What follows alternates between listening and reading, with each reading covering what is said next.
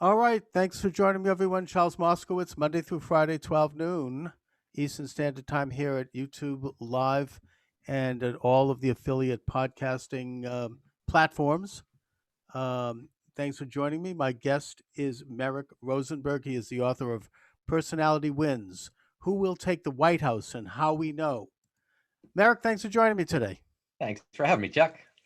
I think that it's safe to say that every American president, starting with George Washington, and in fact, to a certain extent, every leader of any nation other than maybe hereditary leaders, or even a leader of a company, requires a certain personal charisma as part of their leadership, especially a leader in the United States, because after all, a president is asking us to do things that are terrible sometimes, like go to war or pay taxes, and you have to have somebody who can convey that in a way that gives you a feeling of confidence and shows leadership.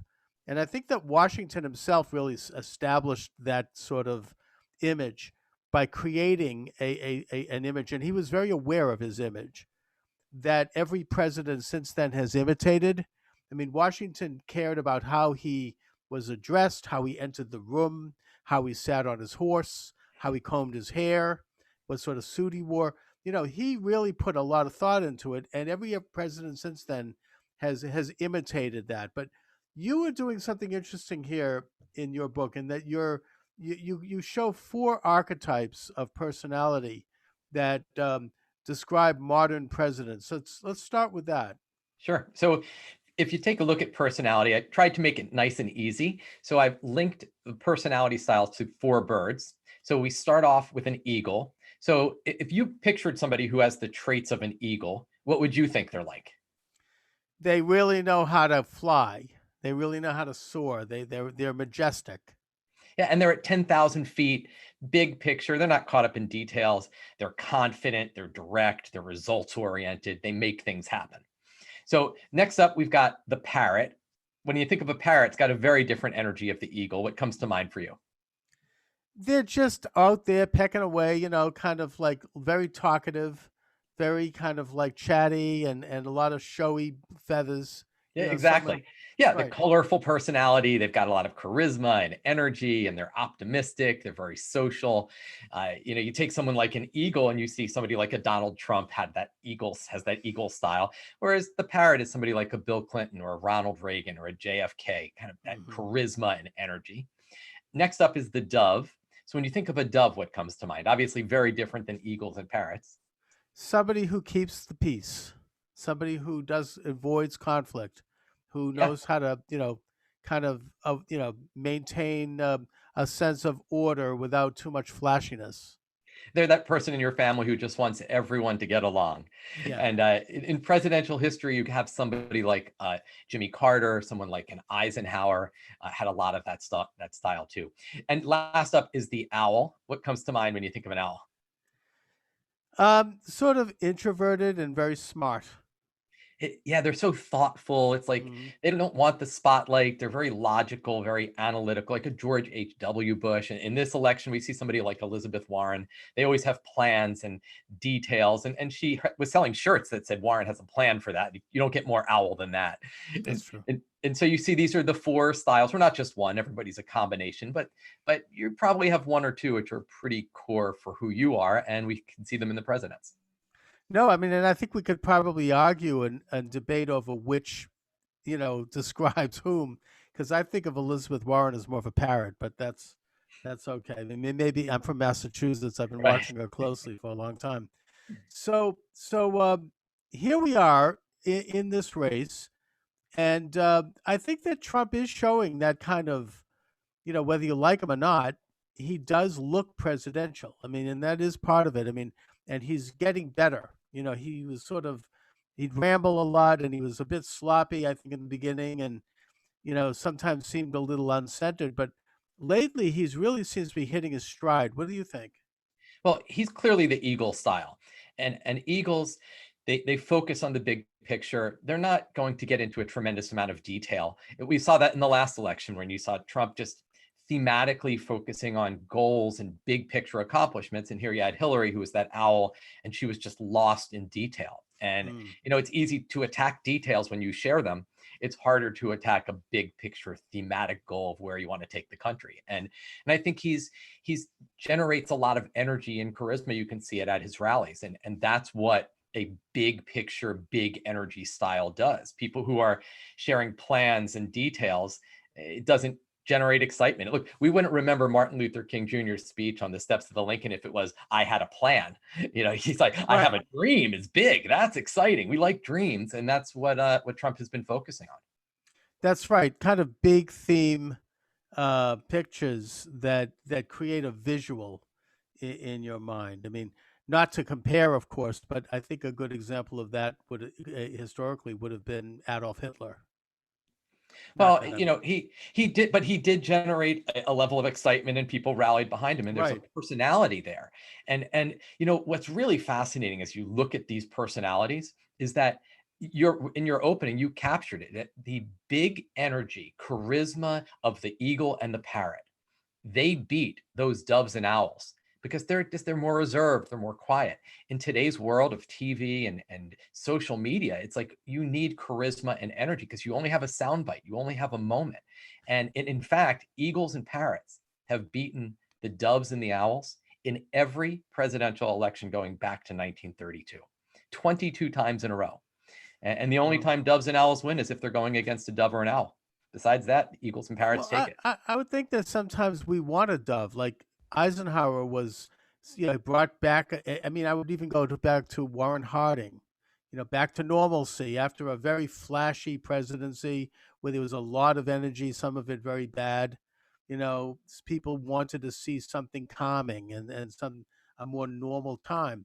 So is a time for someone who is more dove-like. I think it depends on the times, where we are, you know, as a society at a given time. Yeah, if you go back in history, the first five presidents were all owls. I mean, George Washington had eagle in there too, but he Right. actually was very owl-like. He was very meticulous. He was, Oh yeah. he was going out and he was mapping out the U.S. and it was just amazing how his level of detail orientation. And going up to the Civil War, six presidents in a row, including Lincoln, were all doves. And so what we saw was before 1932, that dove and owl style won Mhm. a lot. And if you think about it, it's because where did we learn about their platform? Where did we learn about their policies? In the print media. And owls sound very logical and thoughtful in writing, and so do doves. They sound very compassionate and caring. But then we turn on the TV, we heard FDR's big booming voice against Sure. Hoover, and it was game As over an for the eagle. owls and Yeah. doves. Although I think that Andrew Jackson was an eagle. He was definitely an eagle. Yeah. Absolutely. He was And one a of the lot of few. he was, but a lot of the people that came after him were he was their mentor, so they were aspiring to that, but none of them really achieved it. But the eagle, I suppose, is a president that leads a movement, and knows how to connect with that movement. And in that sense, I think you could say that about FDR and Trump. Absolutely. And Bernie Sanders, too. If you look in this election, you have Hmm. somebody, he's got that eagle style and he created energy. You go to a Bernie rally and it was filled with people and they were rowdy because Right. he had that eagle energy. But then you go to, look, we went to like a Hillary rally in 2016 and it didn't have that energy because she was sharing statistics and plans and data. And that just doesn't generate excitement.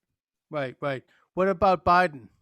Sorry, I hate to ask. Yeah, I well, mean, Biden, if you look back in his career, he's historically been a parrot. He's been that big charisma and energy, big smile.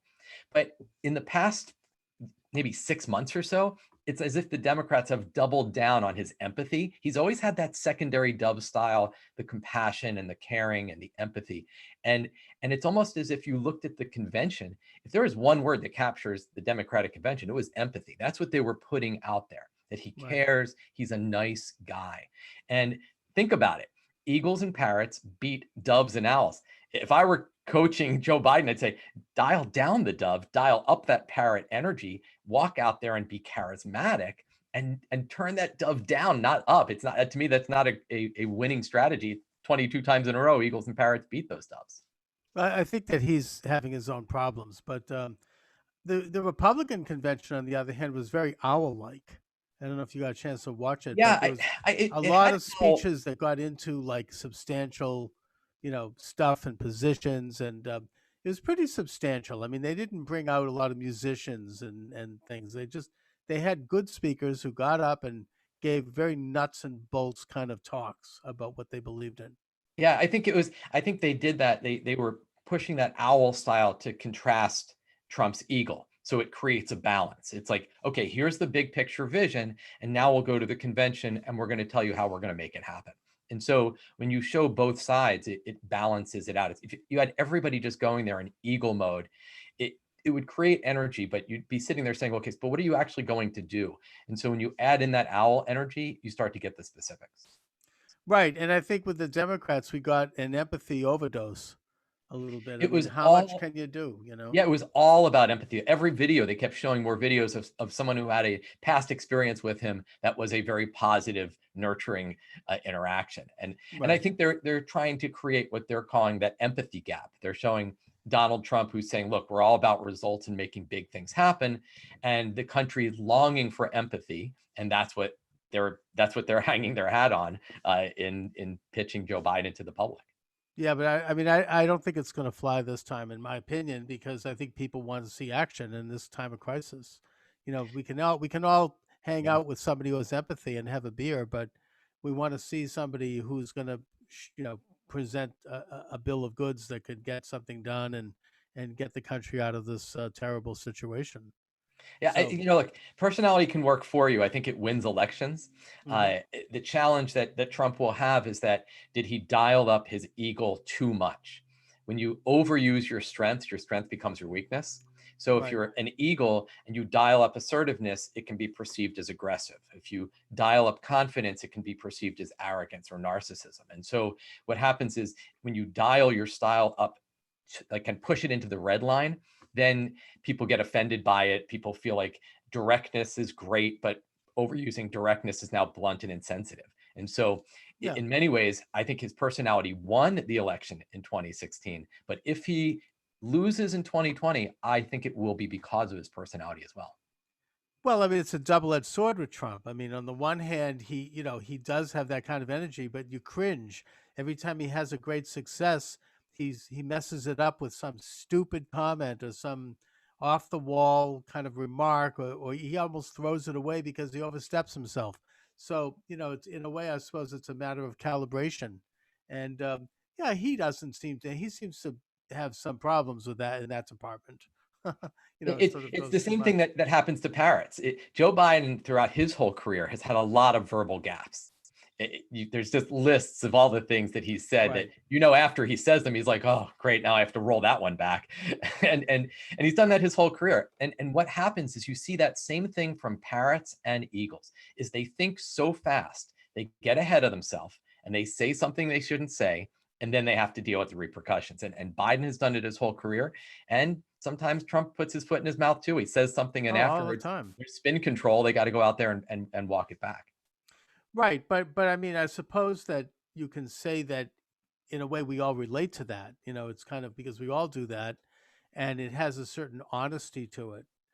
Even if he does fib a little bit when he talks about, gee, his kind of lies are like, hey, I caught a bigger fish than you. I mean, my crowd was bigger than yours.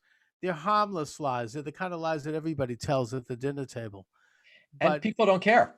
no, because it's not the big lies like, hey, you can keep, if you like your doctor, you can keep your doctor, or, the Vietnam War. I mean, those, the Tonkin Resolution, those are big lies where people die.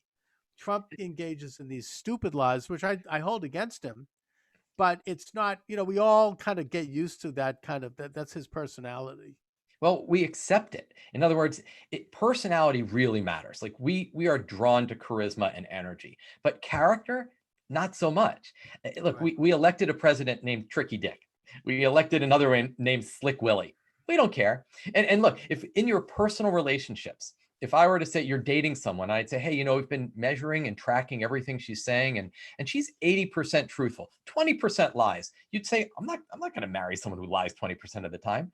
But in politics, we say, what are you going to do? They all do it, and you let it Yeah. go. So character isn't as critical in politics and presidential elections as it would be in our personal lives. Well, maybe it gets into a bigger question of whether or not even the presidential candidate matters that much. There are certain trends that we want to see happen that almost have nothing to do with the candidate, and we don't even care. I mean, the candidate can be, as you say, like a Richard Nixon, terrible candidate, and yet, people wanted to stop the violence in the cities, and they wanted to end the Vietnam War, and they didn't care so much. They were willing to throw the dice. So, those are the factors I think that also are at play and they can't be conveyed. Right. And what's interesting is despite the fact whether we've been at war or at peace, the economy is booming or it's flailing in a recession or a depression, whether one candidate's a incumbent or there's two new candidates, eagles and parrots have beaten doves and owls in every election. And we've had times we were at war. We've had times when the economy was great and it wasn't. And none of those things really seem to matter. I mean, it just kept happening. You look at Carter, okay, Carter wins. He's a dove. Goes against Ford, another dove. But then here comes Reagan, big parrot energy, takes the day. George H.W. Bush, same thing. Okay, he's an owl, goes against Dukakis, another owl. Okay, an owl's winning that election.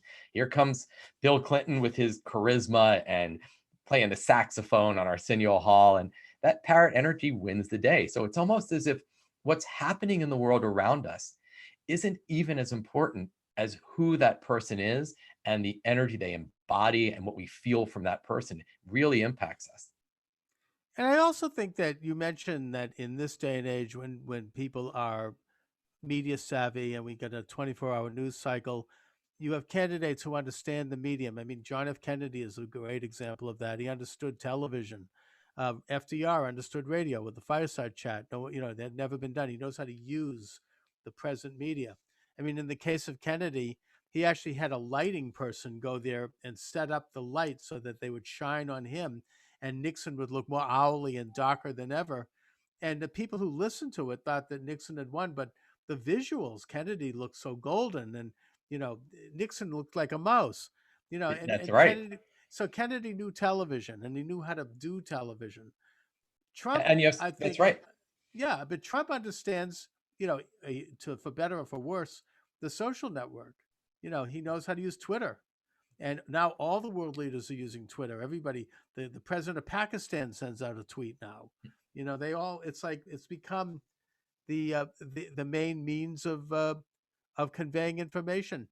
But and I think that actually accrues to his advantage, even though he goes off the reservation with it sometimes. But It and does. In today's world of social media, parrots and eagles can capture a thought in just a moment, in a 280 character tweet or in a quick video. But owls, because they need to share so much information, it's social media is just not suited for them.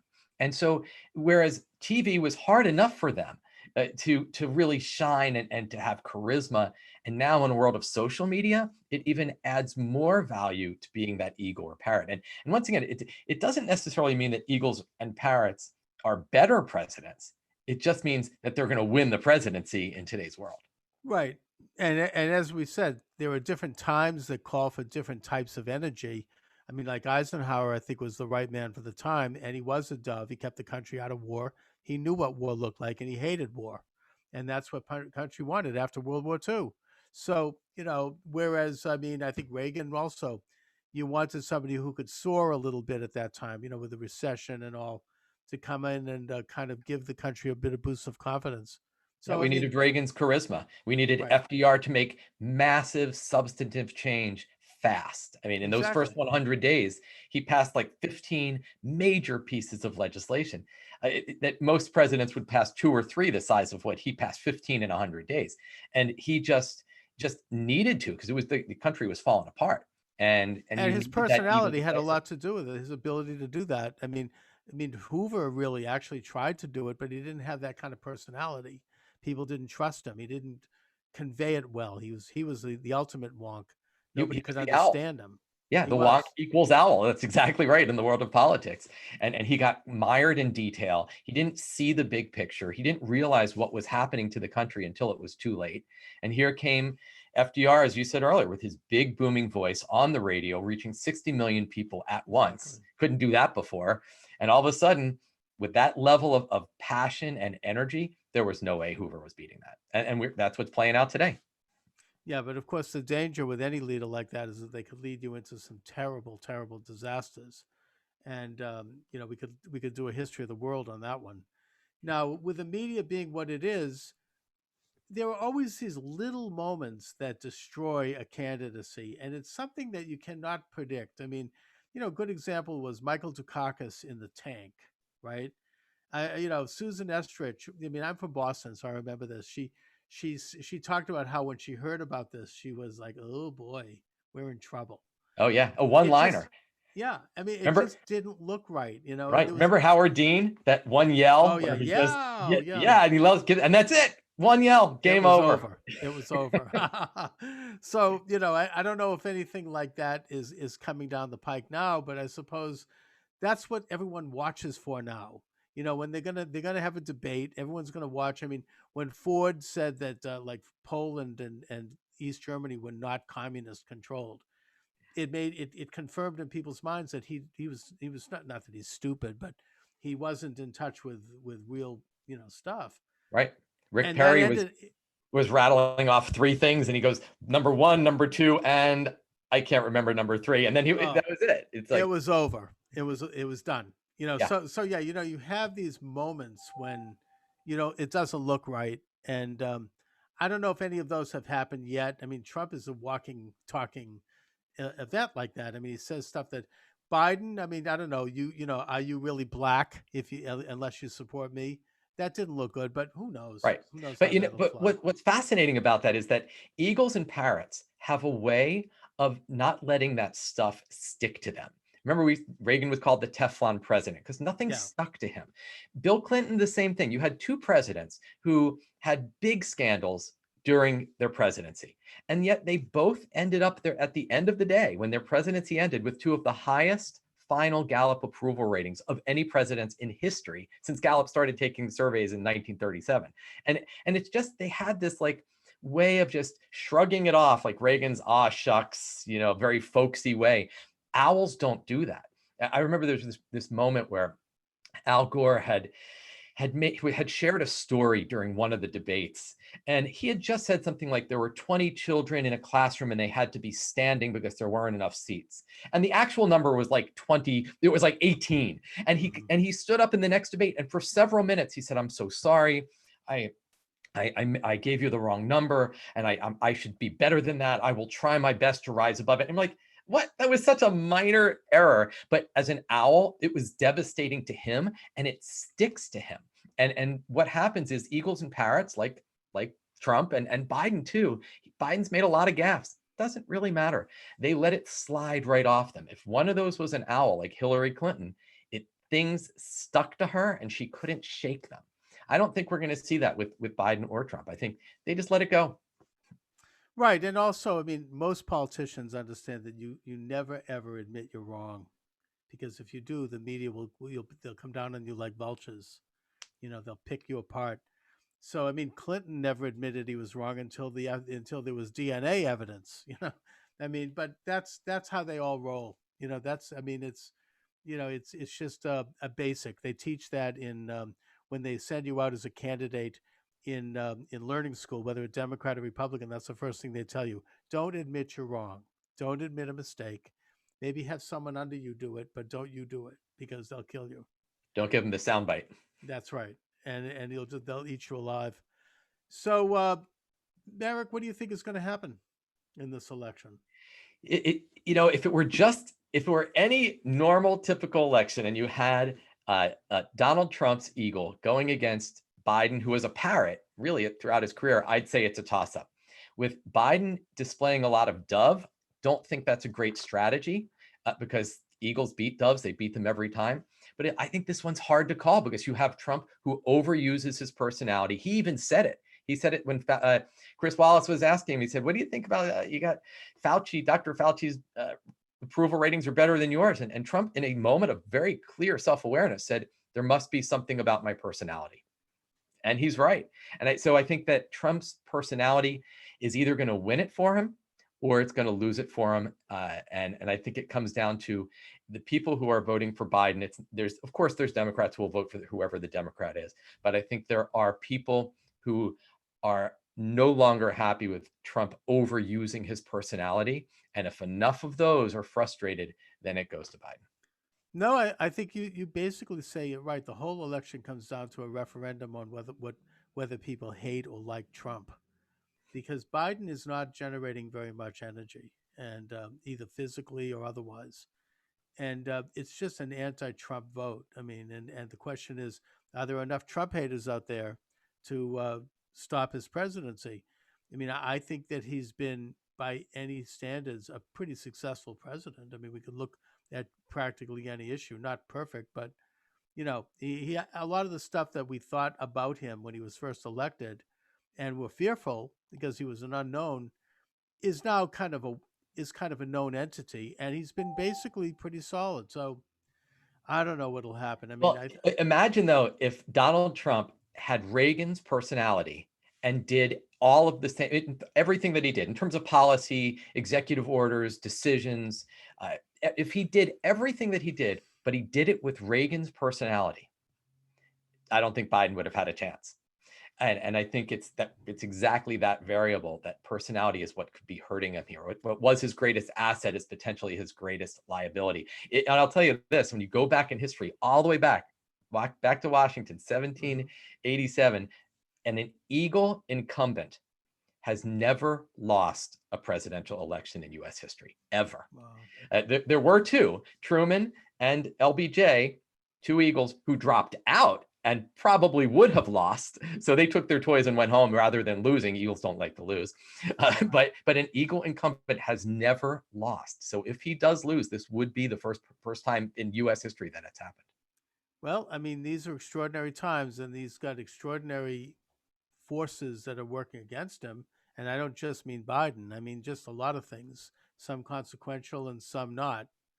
But yeah, I mean, I think you're right. I mean, it would be the first time somebody like that has had lost, and I mean, you see where my biases are. So Yeah. Well, he's got a big person. Look, he's got a big personality. Big personalities win on a big stage. There's no bigger stage than a presidential election. The question is, did his personality get too big and now it hurt him? That's the real question here. And he knows it. Look, he said it. He said, yeah, and I got to think be something about my personality. we should watch that first debate to get a sense, because that's going to be very telling for both of them. So, Merrick, where can people get your excellent book? Personality Wins. It's available on Amazon, wherever online books are sold. You can pick up a copy.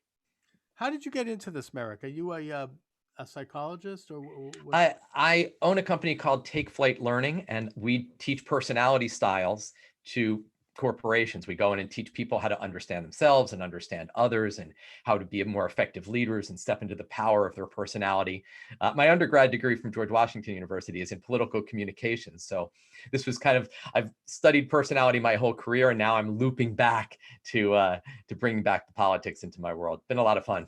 No, it's interesting, and I think that your book, even though it's about politics, it's very relevant to understanding how your company works. So if you're a CEO, or if you work in a company, to understand the various personality types that are there, and to understand yourself. So it's very important and relevant work, and I appreciate that, and I appreciate having you on. Thank you for having me. All right, thanks a lot, Merrick. Talk to you soon. And I'll send you the link once it's up on YouTube. Thanks a lot. Excellent. Thank you. All right, bye bye.